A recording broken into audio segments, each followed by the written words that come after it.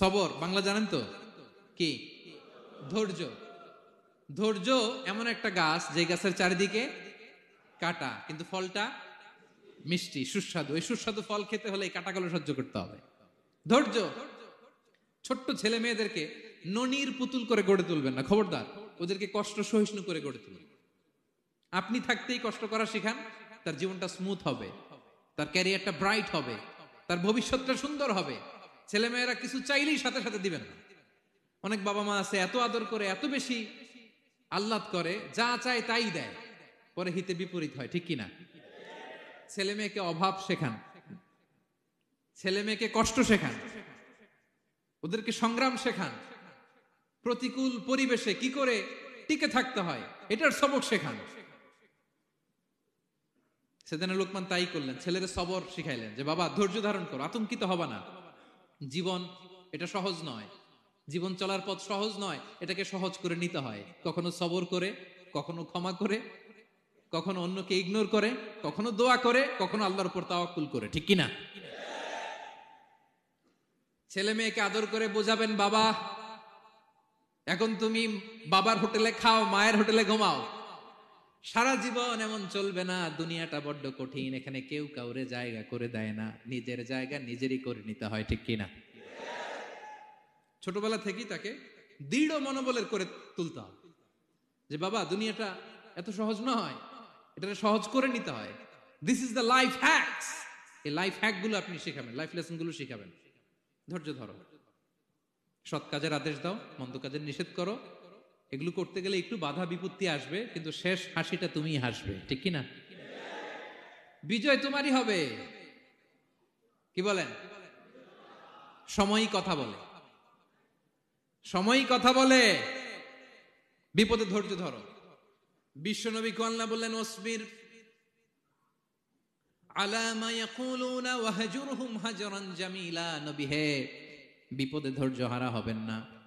ভালো সময় সামনে আসছে, মক্কায় আপনারে কষ্ট দেয়, গণক বলে, জাদুকর বলে, পাগল বলে, মদিনাতে বিজয় আপনারই হবে, ঠিক কিনা? ছেলে মেয়ে যেন আশাবাদী হয়ে গড়ে ওঠে, হোপফুল, আতঙ্কিত যেন না হয়। কষ্ট শিখান, ধৈর্য শিখান। আচ্ছা গেল। এরপর তিনি বললেন ওয়ালা তুসাইর খাদ্দাকা লিন্নাস। ও আমার কলিজার টুকরা সন্তান, ওয়ালা তুসাইর খাদ্দাকা লিন্নাস, অহংকার করে মানুষ থেকে মুখ ফিরিয়ে নিও না। ছেলেরে এবার সোশ্যাল বানানোর চেষ্টা করতেছেন, হ্যাঁ? ওয়ালা তুসাইর খাদ্দাকা লিন্নাস। দেখেন একটার পর একটা, প্রথমে স্রষ্টারে চিনাইলেন, তাই না? এরপরে স্রষ্টার ক্ষমতা সম্পর্কে শিখাইলেন, এরপরে আধ্যাত্মিকতা শিখাইলেন, এরপরে ইবাদত কি সেটা জানালেন, এরপরে তিনি সোশ্যাল এঙ্গেজমেন্ট কিভাবে করবেন, সোশ্যাল রিফর্ম কিভাবে করবেন শিখালেন। এবার মানুষের সাথে কিভাবে মিশতে হয় সেটা শিখাচ্ছেন। মানে পিপল ওরিয়েন্টেড হও। ওয়ালা তুসাইর খাদ্দাকা লিন্নাস, অহংকার করে মানুষের থেকে মুখ ফিরিয়ে নিও না, মুখ ছিটকাবে না। মানুষকে সম্মান করো, মানুষের সাথে মেশো, বি পিপল ওরিয়েন্টেড। আমাদের অনেক ছেলে মেয়েরা মানুষের সাথে মিশতে পারে না। দোষ কার? বাবা মায়ের, শেখায় না। একটা সময় আমাদের মনে আছে, ছোটবেলায় মেহমান আসলে আমরা এত খুশি হইতাম, কি বলেন? মেহমানের কাছে যাইতাম, সূরা শোনাইতাম, কবিতা শোনাতাম, এটা খেলতাম, ওইটা করতাম, যাওয়ার সময় আমাদেরকে টাকা দিয়ে যেত, হায় রে খুশি। এখন দেখবেন টেনে হিসেবে মেহমানের সামনে আনা যায় না। এরকম আছে না নাই? অনেক ফ্যামিলিতে এরকম আছে যে তারা সারাদিন ডিভাইস নিয়ে, এই ডিভাইস আসক্তি এত মারাত্মক পর্যায়ে পৌঁছেছে যে তারা মানুষের সাথে মিশতে পারে না। এই পাবলিক ওরিয়েন্টেশনটা অনেকের নাই, পিপল ওরিয়েন্টেশন নাই। অনেক ছোট বাচ্চা, মেহমান আসছে, তুমি একটু আসো, সালাম দাও, বসো, আসতে চায় না, বসতে চায় না, কারণ ওরা শিখানো হয় না। সারাদিন দিয়ে রাখছে কি হাতে?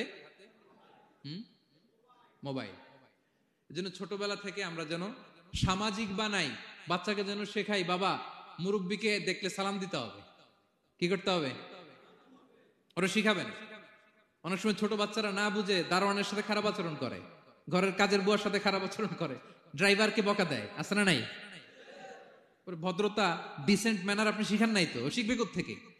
এই যে শুরুতেই বললাম যে গরুর পেট থেকে বেরোলে গরু হয়, কিন্তু মানুষের পেট থেকে বেরোলেই ওটা মানুষ হয় না। ওটারে মানুষ বানাতে হয় দিনের পর দিন, মাসের পর মাস, টিউনিং করে, পলিশিং করে, গাইড করে করে মানুষের মতো মানুষ বানাতে হয়।